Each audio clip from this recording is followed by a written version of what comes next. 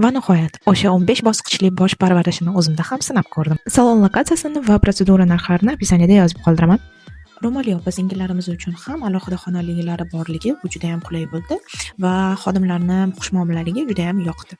Birinchi o'rinda bizani AI orqali bosh terimizni tekshirib va kerakli muolajalarni aniqlab olishar ekan. Boshimni terisining ahvolini ko'rib, to'g'risi o'zim qo'rqib ketdim. Stilistimga ishongan holatda protsedurani boshladik va birinchi o'rinda xonamizni polностью yopish bilan boshlashdi. Qizlar lekin juda ham menga yoqqani har bitta protseduralarini alohida o'zini sivritka yoqlari bor ekan. Bu yoqlarni to'g'risi nomlarini bilmadim, lekin balo battarlar surgan holatda mana bu apparatni boshimdan o'tkazdi.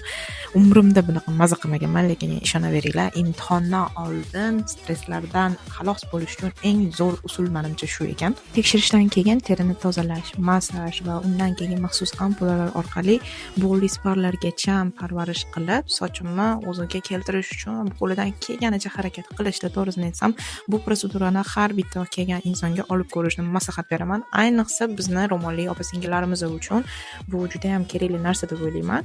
Va undan keyin ko'rib turganinglardek qandaydir ampula bilan bo'ynimga yog' surishni boshladi va mana bunday matohlari bilan menga masaj qilishni boshladi, lekin to'g'risi shunaqa ham og'ridi.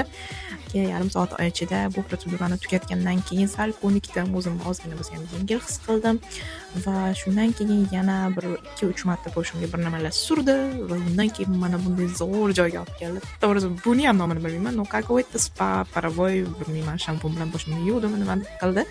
Va bundan keyin bosh terimni yana bir marta AI orqali tekshirib va haqiqatan ham soch terilarim o'ziga kelganini ko'rishingiz mumkin. Agar siz ham Koreyada o'qiyotgan bo'lsangiz, sizga обязательно bu salonni tavsiya qilaman. O'zingizni kayfiyatingiz uchun va sochingiz uchun ideal dam olish.